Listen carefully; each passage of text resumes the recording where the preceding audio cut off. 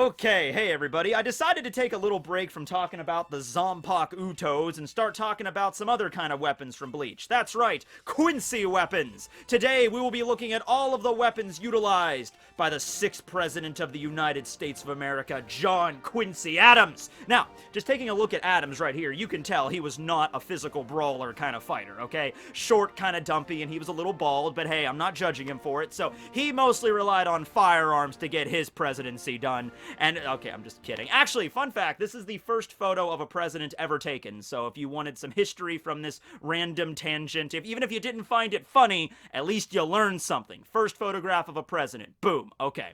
So, I'm gonna separate this into two videos, because we have more of, like, traditional Quincy weapons that are talked about, like, when Uryu first appears, and he's like, Quincy's only use bow and arrows, right? And he pulls out the Kochaku bow and everything, and then later on, during the 1,000-Year Blood War arc, we get, like, BG9 pulling out a Quincy Spirit minigun, and, you know, like, Kangdu has the Wolverine claws. Basby uses a crossbow. I'm like, alright, Basby, you're using a crossbow, fair enough. Driscoll, Bershi, he's using that giant, like, spear, and he's just chucking at people, right? So, yeah, it gets a little bit more complicated later on. Plus, we find out a whole slew of new Quincy techniques, during the final arc that are techniques that are directly tied more to, like, Yuha.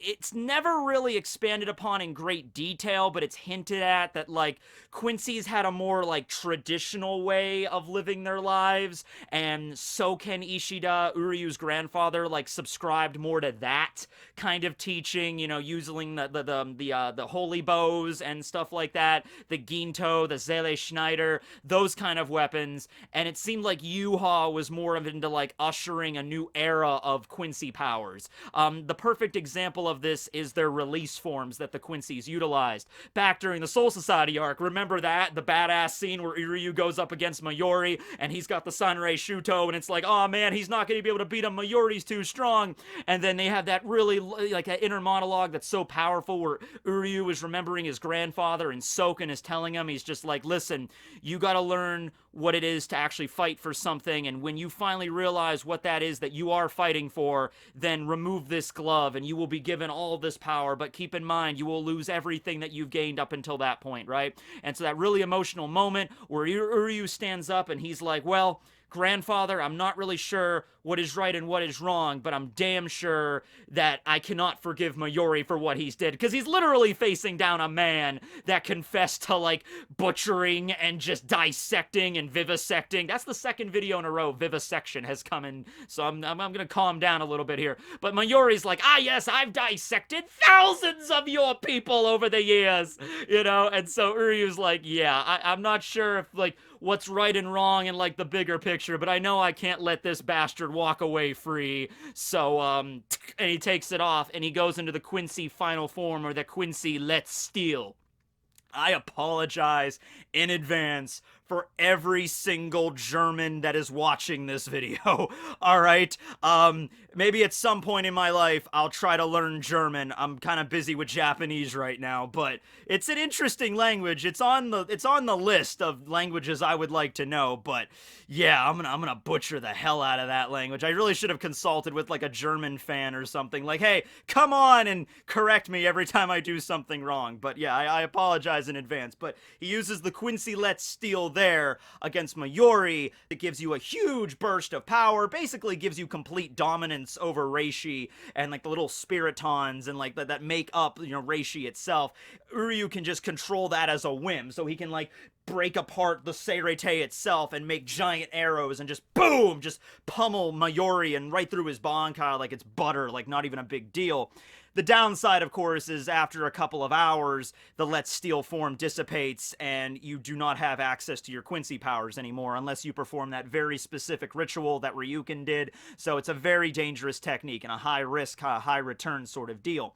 when Yuha launched his invasion with using the Sternritter to attack the Seirete, it's revealed that the Sternritter all have the glove or some kind of, like, it's not always a glove. Like, Kurhei's was a glove, Maste Masculin's was like a Spirit Reishi belt that he removed, you know, some other Quincy's just had other, you know, medallions on them or whatever. But when they remove that Sanrei Shuto, they go into their release form, their Voltstanding, and then that's like a more... It doesn't seem to be as powerful as the Letzt Stil, because when Uryu went Letzt Stil, he was just pounding the Bankais like it wasn't even a big deal. Like, one shot, just boom. So the Voltstandings don't seem to be that strong, but they still seem to be pretty damn strong, increasing the base stats of the Quincy's, giving them an increase of whatever script that Yuha bestowed upon them. Like, Askinak Levar was given the script D, the death dealing, and he had the ability to make those gift balls and everything when he was in his normal form. When he went into his released form, God's Poison Taster, Hasian I think it was called, he's got a visor, but he also had like his gift balls, and his gift ball deluxe get more potent at that point, and they're stronger, and his powers just increase further than that. The big benefit though of using the Voltstanding rather than the Letzt Stil is that you can go in and out of that more at will.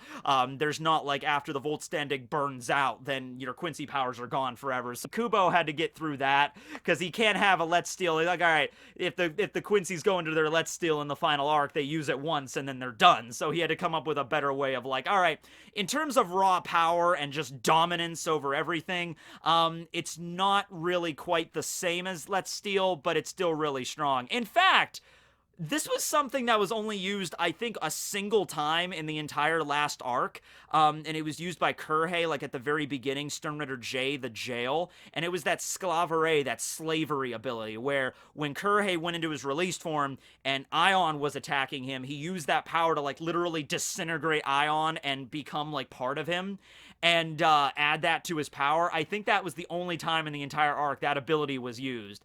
It might have been used by Yuha later. You could have said maybe that's like what he did to absorb the Soul King or the Mimihage. Like maybe that's what Yuha did. But certainly it seemed like that was something that all the Sternritters or all the Quincy's that worked under Yuha were capable of doing. And only Kurhei ever did it. So that was something that's unusual, right? But anyway, aside from that, yeah, I'll be getting into another video going more into Sternritter techniques, but this video is more focused on those traditional techniques that Soken and Ryuken and Uryu utilized. Okay, so first we got the Spirit Bow, or the Holy Bow, okay? This is really simple. This seems to be like the first thing that Quincy's learned how to do. Even when Uryu was a little kid, we saw him training with that. The basic concept of a Quincy is that they're able to manipulate the reishi around them and make weapons out of it, okay? Now, Shinigami are capable of doing this too to a lesser extent, but they have, you know, their Zanpakutos and Kido and everything in their toolbox to kind of work. Also, keep in mind, the Shinigami have an entire dimension to their, you know, to their ends. Like, they have everything there, their libraries, their schools, to learn how to master a Zanpakuto, learn how to master Kido.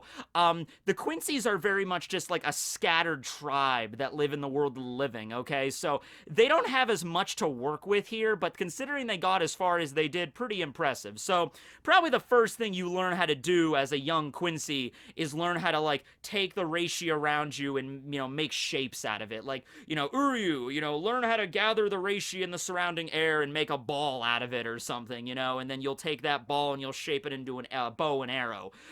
Quincy's have the crosses that they utilize, and it seems like the crosses work as like a catalyst for forming your specific bow.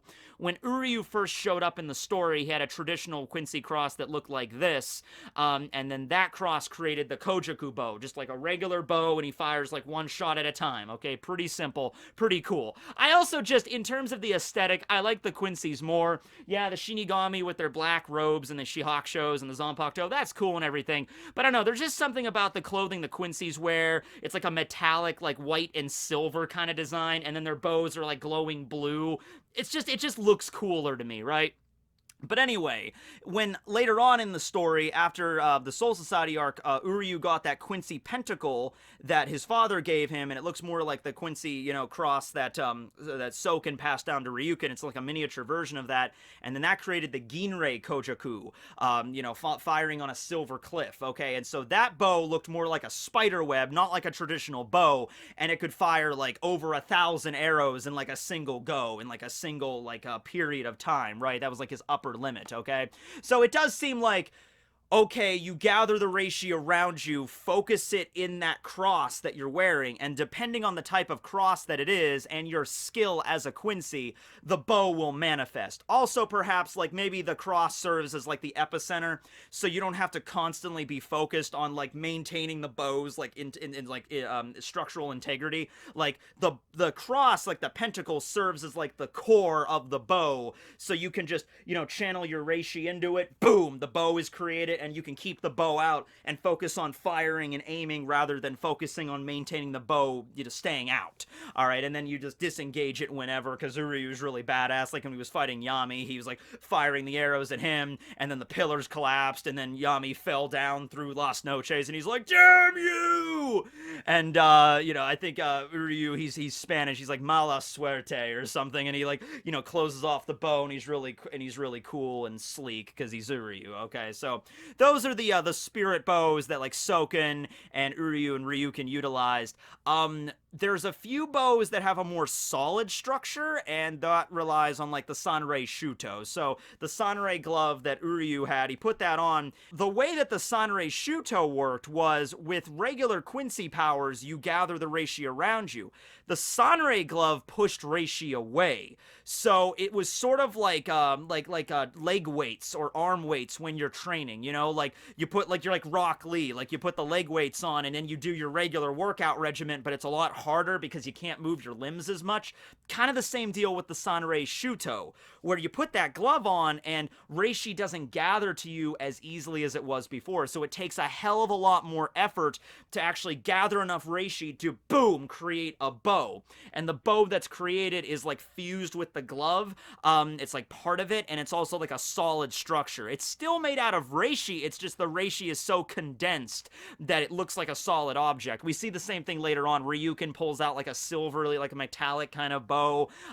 During the final arc, that one time that we saw Ryuken actually do something in the present storyline of the final arc when he went to the Varvelt to give Uryu that little arrowhead. The one time Ryuken did, that was the purpose of Ryuken, the one time during that arc. I'm gonna go and break into Yuha's base of operations, give my son a little tiny arrowhead, and then just kind of peace out.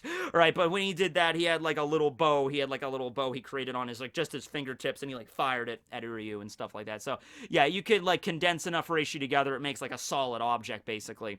So yeah, you have to train with the Sanrei glove for like 7 days and 7 nights or something like that.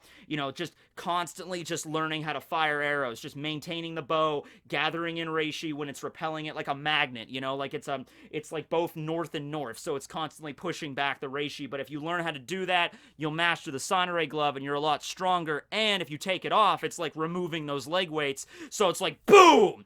But the way Soken talked about it is like so much reishi is gonna, because your body's gotten used to pushing it in that it's rejecting. So when you take away that restriction, that reishi is just gonna be flooding into your body, because it's like, whoa, that restriction is gone. It's not pushing anything away. The reishi is just gonna be flooding into you.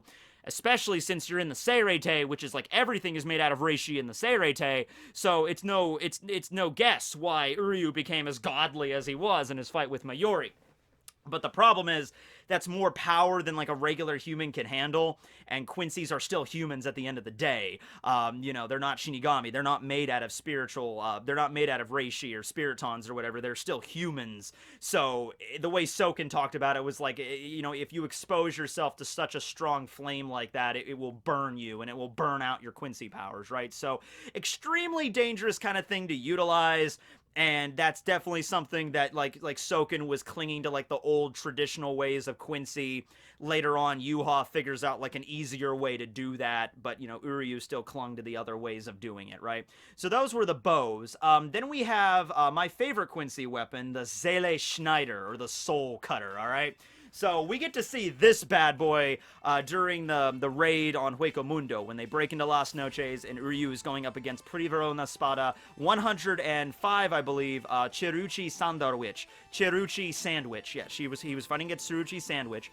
And, yeah, so Cheruchi used these giant, like, oscillating, like, blade wings in order to fight him, and Uryu's, like, arrows were just bouncing off of the damn things, but then he pulled out Seele Schneider, which are these little, like, silvery, like, just, you know, tubes that he has on his back. He just pulls these things out. They're like little tags, like little like charms or something. Pulls them out, grabs them, and it's a lightsaber. Like, if we're just gonna be straight up, it's a lightsaber, okay? He takes it and he pours reishi into it, or he gathers it from around the area and just boom! And he can use it as a sword and cut through things, and he was slicing through Chiruchi's wings. The way that he described it, he's like, yeah, those wings are vibrating at an oscillation of like 300,000, you know, RPMs, which is really impressive, but the thing is, Seele Schneider is kind of like a chainsaw, but it's oscillating at 3 million rotations per minute. Like, it's an incredible amount of RPMs that are being outputted by this damn thing, and it's just like, the reishi's just going around in an incredibly fast motion, so it can pretty much cut through anything. And the big kicker that Uryu had at the end of the fight was that Chiruchi summoned a giant sword to impale Uryu, like, oh, okay, well, I'll make a sword to stab through you. And Uryu's like, so, Mrs. Sandwich, you don't understand. Quincy's don't use anything but bows and arrows. This Seele Schneider is not a sword. And then he pulls it out, and sure enough, it makes a bow. And then he fires the Seele Schneider itself, like 3 million RPMs, and just whatever he fires it at, it's going through, right? Okay, it's slicing through it. Unless you're Ukiura or, you know, a character that's, like, really strong. But if you're a pre-Verona Espada, it's cutting right through you like you're made of butter, okay? So, Shing goes right through her, he wins, and Uryu has a whole, like, belt of these things on his back. He has, like, 5 or 6 of them. He has more than just the one. So that was a pretty cool fight. That was a pretty cool battle. I remember when he pulled that out. It's like a high moment for me in Bleach. Maybe it wasn't for you, but I really like Uryu. I like the Quincy's aesthetic, and when he pulled out the Seele Schneider, I'm like, oh my god, it's a lightsaber, and it has a badass name, and it's like awesome, right? So that was pretty cool. Later on, we get to see another technique utilized with the Seele Schneider called Sprenger. And Sprenger is basically a massive F-off explosion, but in order to do it, you have to place like 5 Seele Schneiders at different locations, like in the shape of a Quincy pentacle. So going back to like when Quincy's use their spells or their magic or whatever you want to call it, it's not the same as like Shinigami's Kido, where they just like recite like, you know, to the wind, 5 to the right, you know, north to the heavens, you know, and then they blast off, you know, Hado 47, boom, you know, they can't do that. Their magic is more like inscribing stuff on the ground or performing rituals and kind of stuff like that. So in the case with Sprenger, you really can't do it with just one person. It's really something that looks like 5 Quincy's have to get together, all impale the Seele Schneiders into the ground at certain points, like draw a Quincy like script on the ground, like that pentacle, and then you take a Ginto, which is like a little tube filled with reishi, and then like condensed like liquefied reishi, and then you use that as the trigger, and that hits the Seele Schneider, and all of that reishi just gets condensed into the center of the pentacle, and then boom, it just explodes with like utmost force, right? Really cool technique. Now, the way that Uryu used this against Szayel was that Renji had to serve as a distraction, like pin Szayel down and then blast him with Shakaho. Meanwhile, Uryu was going around like drawing the Quincy pentacle, pentagram, or whatever it's called, around the battlefield, and then he impales the Seele Schneiders, and then once the enemy is trapped inside, they can't leave. It's like the reishi began to swirl around Szayel's legs and was like binding him down so he couldn't move. It just takes a lot of time to set up, and you really can't do it one-on-one. But at that point, of course, we have the really badass scene where Uryu is staring down Szayel and just like, Hasta ki, it's over. Szayel grants. And then the cool, I love that. That was an unreleased Bleach soundtrack, but it's like, Hasta ki, it's over. Szayel grants. No! My pink hair! You know, and it didn't kill him because he's Szayel and he had some bullshit with like, I've studied Yuriatsu, and even though I've never seen the technique, it's still Yuriatsu. Hold on a second, I'm gonna eat one of my Fraxion. Wait, what? Oh, okay, I'm good again. Yeah, so, damn it, but that was so cool, right? That was an awesome technique. It's used a few more times in the anime, and it's funny because, like, one of the stipulations was, I can't use this technique by myself. I need help from somebody that I trust. And then Renji's like, we did it. Later on, when he fights Yami by himself, one-on-one, I think he took the Seele Schneiders and, like, fired them, at like different locations, and then he activated Sprenger, and that affected Yami. And I'm like, well, I thought he had to like draw a thing on the ground. I don't think it's just like it's like choo choo choo choo. All right, here we go, Sprenger, boom, and like that's not. It's a cool technique, but it's like he didn't have a lot of other ones to work with, so the anime used that a few times. Also in the fillers, they use that too. But it's a really cool technique, so I'm not complaining. All right. So that's the Seele Schneider. Really awesome technique. My favorite weapon that the Quincy's utilize. Oh man. Remember when Uryu went up against Ukiura? He knew he was dead. Like, Uryu's a smart cookie, alright? He had to know. It's like, alright, there's no way I can beat him, but it's like one of those situations where it's like, alright, Orihime's there. Ichigo has a hole blasted through his heart. It's kind of like, I can either try to fight and get out of here and win, or we're dead anyway, because Ukiura was not going to let them leave. So, you gotta give it to Uryu, though. He was a boss there, where he showed up, and as soon as he saw Ichigo, he sprang into action. He's like, Orihime, get Ichigo! Try to heal him with your Soten Keishun! And he takes out Ginrei, and he just like, ah! He's just unloading Leak to Reagan! He's just blasting Ukiura. Ukiura just uses his wings to, like, block the arrow barrage, and he's like... And Ukiura's smart, too. Like, Ukiura's not like a bloodthirsty kind of, oh, you want to fight too, Quincy, bring it on. There's a moment after Leak to Reagan and after Uryu's on the ground, like, firing arrows at him and shit.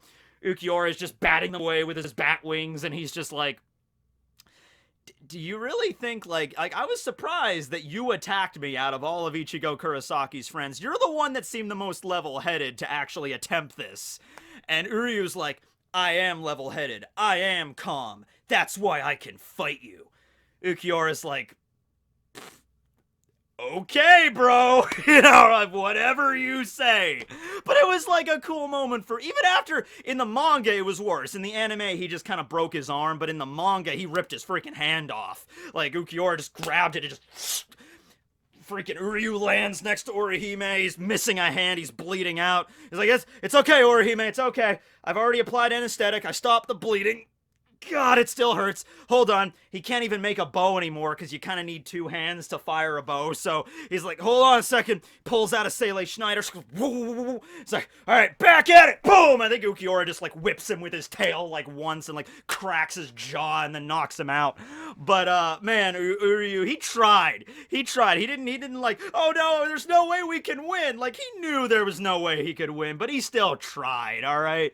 So I give you the Medal of Honor for that one, Uryu, buddy. You tried, all right? Oh, and then after Ichigo came back as Uber Jedi Vasto Lorde, he impaled him with Zangetsu, just like shoves Zang. It's like, oh, shit, this is not my day. He just falls down. Poor Uryu. Man, he wasn't a Chad. He wasn't as bad as Chad, and like Chad at the end of it, he's like, I'm gonna fight Yami, and then immediately get beaten. Like, Uryu was kind of like part of the final battle with Ukiura. It just, he didn't do much. Alright, so let's talk about the Ginto now. So the Ginto are pretty cool. The Ginto are these little tiny cylinders that Quincy's carry around, about the size of like a thimble. And it's basically really enriched reishi. It's like, if they can gather reishi together, at some point, the Quincy's probably figured out a way to store that reishi like batteries, so they can use it whenever they want, okay? They don't have to worry about gathering the reishi together in a battle, or what if they're already injured and they can't gather it together. It's nice to have like a battery, you know, next to you where you can like take these out at any time and then like launch Quincy spells without worrying about it, okay? So it's like you condense the reishi together, so like it's condensed in such a way that it basically becomes like a liquid. And so it's like a liquid inside of this little tube, and what you do is you take the tubes and you like toss them at your enemy, and then you recite German magical Harry Potter magic phrases, and then that creates a spell. I'm going to attempt... Okay, this is going off my memory here, and I think this is even from the English dub, so I apologize once again to anybody that's German in this audience, okay? So the way I remember this is that when there's two of them I think we get the spells for. There's Heisen, which is what he used against that Menos that attacked him, when Ryukin showed up and like saved him from it.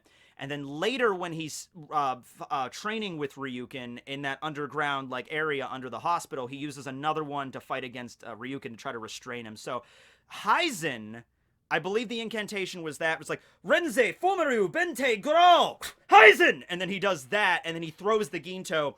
The Ginto all merge together in like a geometric shape. In this case, it was like a cube or like a rectangle or something. And then it like just blasts right through the Menos. Like it causes like basically just an explosion, just cuts right through them. Like a giant iron wall just, slices through them.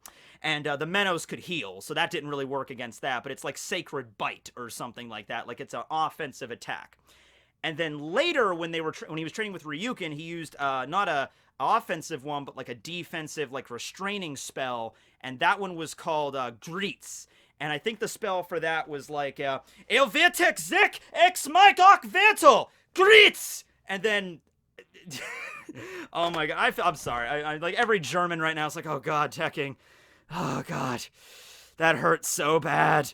Like so he uses that, and that one basically just summoned like a wall or like a cloak with the Quincy cross on it, like surrounding like Ryukin, like trapping him inside of like a little like coffin or dome. And Uryu's like, yeah! And then like Ryukin just breaks right out of it. He's like, did you think that would... Okay. And then he fires the arrow at Uryu, completing his training, right? There was another one that he used called Wolk. And I think that was not Volk. And I think that one was just used to like cushion a fall. Like he was falling off of like a high platform and he was about to hit the floor, so he used Volk, and that like cushioned the blast, the cushion the fall when he hit it with a blast, okay? So those are the Ginto techniques we've seen. There's probably plenty more. I mean, there's like, like a tie back to like alchemy and like writing certain scripts on the ground and stuff. So there's probably a lot more Quincy techniques that we've seen, that we haven't seen. But yeah, that made sense. And especially since when Uryu came back from the Soul Society, he didn't have Quincy powers anymore. He like stored as much reishi as he could in the Ginto so he could still fight. When he fought against that Menos, I think he also had like a thing on his arm, like a wire, like a razor wire thing that he tried to like trap the Menos with that. It was probably like a special kind of like reishi wire. It probably wasn't just like normal, like, this is fishing line I got from the local tackle shop. This will stop that Menos Grande. No. So it's probably something special with that, but we only see that like once. You could really take this to new levels. Like you could have like there could have been like a reishi dagger or something he had. Like you take this little dagger and you pop a Ginto in there, and it's like a little mini Seele Schneider. It's just like a little like a tactical knife that's just like, and he like uses that to fight, and it's like power. He doesn't even need to use his own spiritual pressure. It's just like every time he wants to just pop it, like the blade dies, he pops another Ginto in there, like pop, and then he fights with that. Like that would be something kind of cool to have, right? But yeah, I'm sure they could be capable of doing things like that. It's just Kubo didn't expand on it too much. In the Bount filler, there's a weapon called the Quincy Bangle, which is basically a bracelet that you put on, a bangle, and then it creates you a really badass Quincy outfit with like a crossbow kind of attachment on your arm. And this is a weapon that was basically like Quincy training wheels. This was something that was invented because certain Quincy's might not be very good at drawing in reishi, and if they were in the middle of a battle, like a war or something, even the ones that weren't really good at battle, they had to figure out some way for them to fight too. And so they created the Quincy Bangle. It was a very unstable weapon where you use it, and like the more you draw in spiritual pressure using it, it gets overheated, and if you use it too much, it'll just break and shatter. So it's a very unstable kind of device, but it did enable Uryu to briefly fight even without his Quincy powers, okay? So that was pretty cool. On top of that, we also got some other Quincy techniques that Uryu utilized. Hearing Kyaku, flying screen step. It's basically the equivalent of Shumpo. He gathers reishi around his feet and uses it to like travel. He uses this when they were going through the Garganta. He uses that to like travel in a straight line. So that's their high-speed movement technique. It's pretty cool. Ranso Tengai, that's pretty cool. The Ranso Tengai basically creating puppet strings made of reishi. So if your arm gets broken or something, like, oh, I can't use that anymore. Literally, you're using reishi to make strings and, move your arm like a puppet. And I'm imagining, like, the way Mayuri talked about it, like, that's a really difficult technique to master, and of, like, the thousands of Quincy's that he dissected, not a single one could use it. It's probably something Mayuri learned about in, like, the Quincy, like, lore or, like, history books or something, so you can move it around like this, because it probably requires, like, you have to, like, be aware of creating the wires, and then you have to consciously control your body like with your mind, you know, like, so it'd be a very difficult technique to master, but Uryu was able to master it. Kind of weird that Mayuri said no Quincy's he dissected could use it, and he dissected Soken, and Soken was the one that taught it to Uryu. Maybe Soken was just too old, he couldn't do it anymore. But no, that can't really be the case, because the way Mayuri described it was the whole purpose, like the original reason Ranso Tengai was created was so that elderly Quincy's could keep fighting up until they turned to dust, basically. Like, when their bodies are failing them using Ranso Tengai, you could still move really fast and have agile movements and stuff, even if your bones are broken or you're, like, bleeding out, or, like, in the case with Uryu, he was paralyzed by Ashisogi Jizo. So it's weird that Soken wasn't capable of doing it, or maybe that's, like, just something that, you know, Kubo forgot about, I guess. But, yeah, we got Ranso Tengai, we got Kyaku.